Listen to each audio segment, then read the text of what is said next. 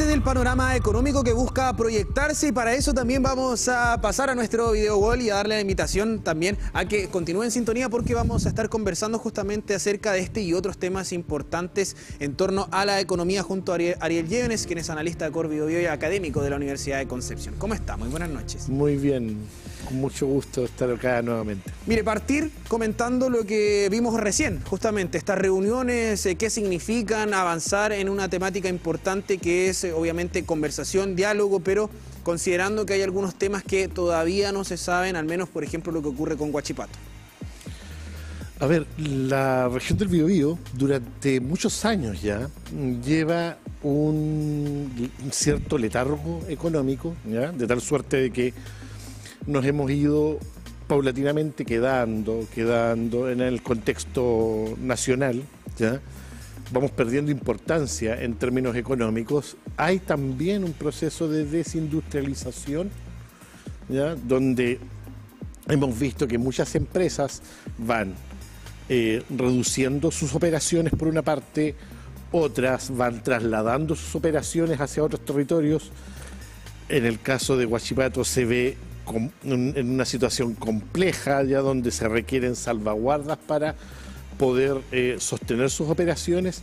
En el fondo acá lo que se requiere es de una visión de mediano y largo aliento, ¿ya? Que atienda a resolver temas estratégicos y estructurales de nuestra región. Eso en plano de lo que fue esta reunión, de lo que obviamente se ha vivido acá en la contingencia. Pero vamos a cambiar drásticamente de tema porque tenemos poquitos minutitos y queremos ahondar también lo que ha sido el tema del aumento de la tarifa eléctrica. Nosotros le consultamos en una nota acerca de por qué se daba este tema. Usted nos mencionó que podríamos vivir un proceso inflacionario hacia el futuro en caso de que no se descongelaran las tarifas. Cuéntenos un poquito acerca de este tema. A ver, lo que estamos viviendo hoy día, para situarlo en contexto, es una situación que se arrastra, por decirlo así, desde el año 2019. ¿Ya? Tenemos de tal suerte entonces un periodo de 4 años, ¿ya? Donde las tarifas no se han ajustado, no se han sincerado económicamente, ¿ya? No obstante, hay, por cierto, incrementos de costos que se van produciendo en este periodo. Esto ha significado una importante deuda para el país y para el Estado. Hoy día estamos hablando ya de un orden de 6.000 millones de dólares de deuda, ¿ya? Que se debe ir ajustando en el tiempo, ¿ya? Uno podría pensar en que perfectamente uno podría postergar nuevamente este periodo, este ajuste, ¿ya? Considerando sobre todo que la situación económica nacional no está lo suficientemente robusta en términos de crecimiento. Tuvimos un último IMASEC, yo diría bastante decepcionante ya en términos de lo que se esperaba, y entonces uno podría decir, mira, extendamos este periodo, sobre todo considerando que las familias no están en una buena condición económica. El punto es que en algún momento las tarifas de estos servicios tienen que ajustarse y tienen que, como decimos, sincerarse, ¿ya? Mientras más se extienda en el tiempo, por cierto, el endeudamiento, esta deuda crece, y entonces también la presión inflacionaria va a ser importante. Hoy ya lo vamos a tener, ya considerando que el sector energético es tremendamente importante para nuestra economía, considerando que toda la cadena productiva está indexada a los costos energéticos, y entonces acá lo que vamos a tener es una inflación provocada tanto por el incremento neto de las tarifas eléctricas, que está proyectado en el tiempo, ¿ya? Pero también un efecto derivado producto de que otros sectores también se ven entonces enfrentados a este incremento de costos. Hay un tema importante, porque es un incremento de costo que va a afectar transversalmente a diferentes personas, de diferentes formas, no solo en la vivienda, sino que, por ejemplo, nosotros salimos a terreno y nos decían la gente que tenía locales, que tenía mini markets, que tenía locales de barrio, que al subir el costo de la luz van a tener que en cierta forma subir un poco los productos para poder continuar con el negocio, si no van a empezar a generar pérdida. Entonces aquí hay un tema que también va en línea con lo que ha propuesto el gobierno, que es justamente poder bajar el tema de la inflación, que recordemos en algún momento llega a estar cerca del 14%, y a finales del gobierno, o sea, estábamos hablando en un par de años más, terminar con la cifra bajo el 3%. Hasta ahora, al menos se proyecta que para este y el próximo año eso puede que no se alcance, pero hacia el futuro se busca aquello. Considerando las decisiones que están tomando actualmente en paralelo con lo que está ocurriendo con el pacto fiscal, ¿se está buscando avanzar en esa línea?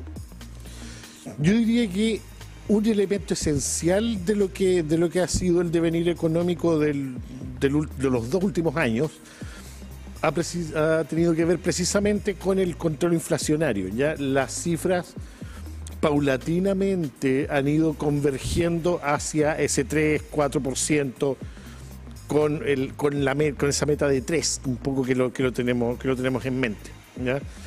No obstante, han habido en este periodo presiones de orden internacional, han habido también elementos de incertidumbre que tienen muy contenida la inversión al interior de nuestro país, y entonces también no hay incrementos de oferta, no hay incrementos de productividad suficientes que propician también un crecimiento más sostenido con una inflación más controlada, ¿ya?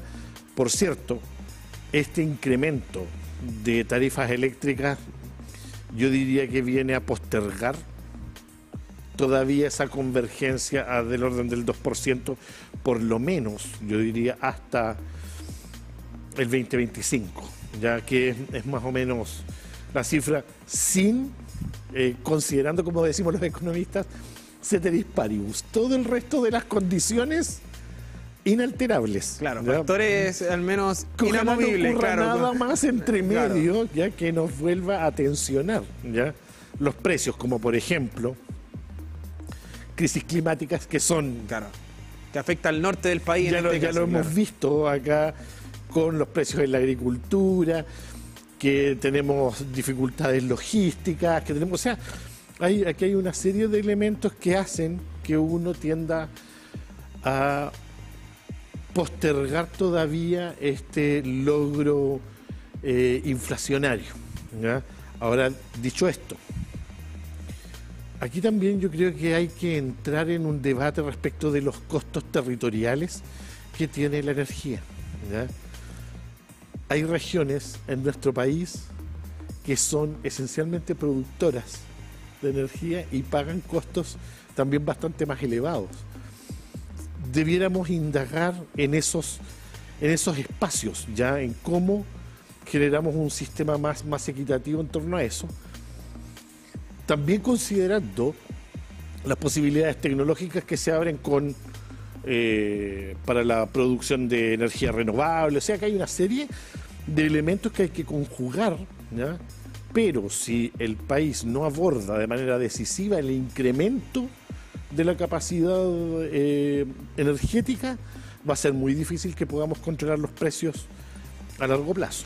Claro, ahí está el tema. Es importante también de señalar, y por eso quisimos tener este espacio para que la gente pueda entender un poquito por qué la decisión del descongelamiento de las tarifas y por qué ahora también, considerando la proyección que tiene el gobierno de que al menos la tasa de inflación no aumente y logramos continuar con esta baja que hemos tenido en este último periodo, que hasta ahora se ha estancado, pero era parte también de lo que se avisoraba por parte de la perspectiva de los economistas. Con una breve consideración que... También en el caso de nuestra región hay que considerar que durante muchos años, ya fíjese que Corbiobío durante muchos años desarrolló estudios respecto de los ingresos regionales. Gran parte de nuestra población siempre contestaba que los ingresos apenas alcanzan para vivir. Por lo tanto, todos estos incrementos generan un impacto súper fuerte en los bolsillos de las familias, por lo tanto también hay a ocultar posibilidades de subsidios y de extender las ayudas, sobre todo a las familias más necesitadas. Ahí estaría otro tema que podríamos hablar, de dónde vendría ese dinero, pero eso lo vamos a dejar para otra instancia. Le agradecemos por estar con nosotros en esta noche. Nos separa